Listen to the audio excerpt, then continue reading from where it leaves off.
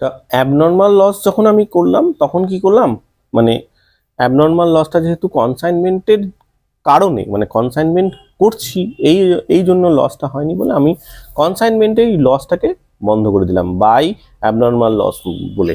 কিন্তু যদি এরকম দেখা যায় যে এটাকে নর্মাল লস, মানে কনসাইনমেন্টের ব্যবসা করতে গেলেই ভাই এই লসটা তোমার হবেই, কিছু করার নাই, এরকম যদি হয় তাহলে কি আর আমি কনসাইনমেন্টে এই লসটাকে আমি আটকানোর জন্য বাই দিয়ে কিছু একটা লিখবো, বাই নর্মাল লস লিখবো না? লিখবো না, কারণ ওটা কনসাইনমেন্টের জন্যই লস। তাহলে কি করতে হবে, নর্মাল লস যদি কিছুতে হয়ে গেল তাহলে কিন্তু এই মানে বাঁ দিকে আর কোনো মানে এন্ট্রি আমাকে কিন্তু দিতে হবে না। বোঝা গেল?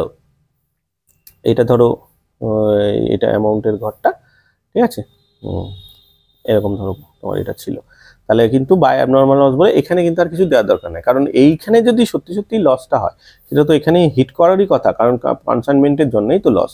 দেখা যাক, আমি উদাহরণটা দেখাই।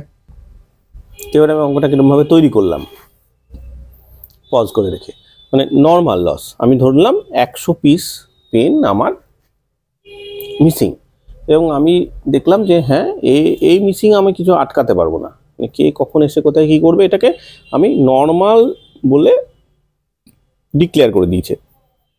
আমার কোশ্চেনে লেখা আছে যে it is accepted as normal loss.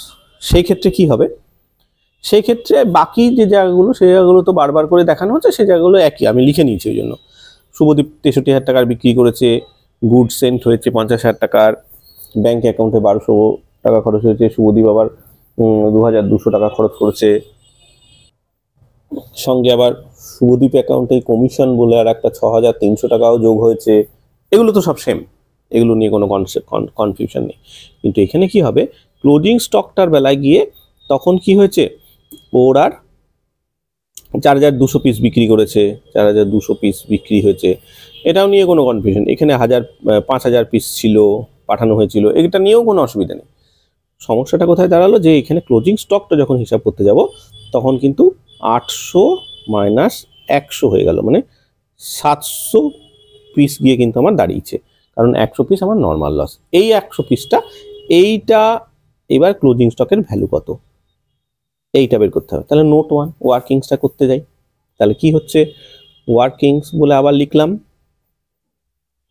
Note 01 বলে লিখলাম, ঠিক আছে। তাহলে কি দাঁড়াবে, ওয়ার্কিংস নোট 01 লিখলাম, তাহলে value of closing CLOSING closing stock, value of closing stock আমি লিখছি। তাহলে cost of product, cost of product কত, 50,000। এখানে আমি লিখে দেবো 5,000 pieces.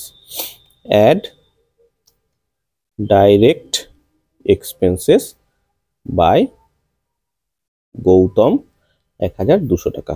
Add direct expenses by, একই জিনিস করছি, শুভ কত টাকা, 300 টাকা। Total cost of 5,000 piece pen কত টাকা দাঁড়ালো, 51,300 টাকা। এইবার less abnormal, less normal loss, ঠিক আছে। এবার নর্মাল লস কত, 100 পিসেস। নম্বর অফ পেন হলো 4,900 পিসেস। Cost 51,300 pieces.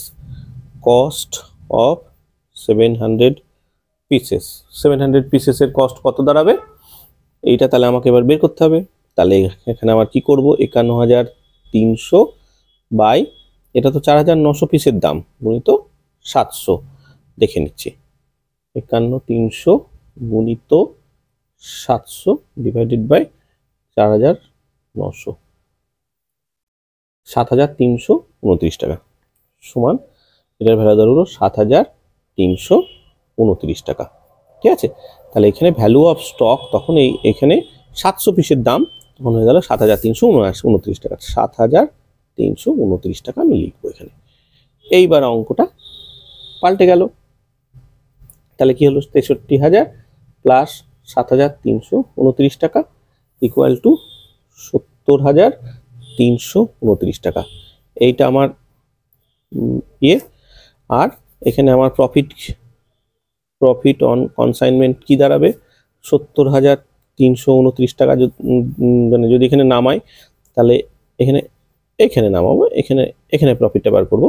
তাহলে মাইনাস কত আছে 50,000 মাইনাস 1,200 মাইনাস 2,200 মাইনাস 6,300, তাহলে থাকলো 10,629 টাকা আমার প্রফিট।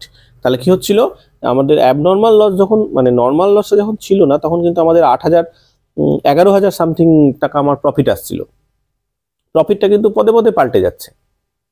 ঠিক আছে, তাহলে এই হলো আমাদের বিষয় যে নর্মাল লস, অ্যাবনর্মাল লস, এইগুলো বোঝা গেল। ঠিক আছে।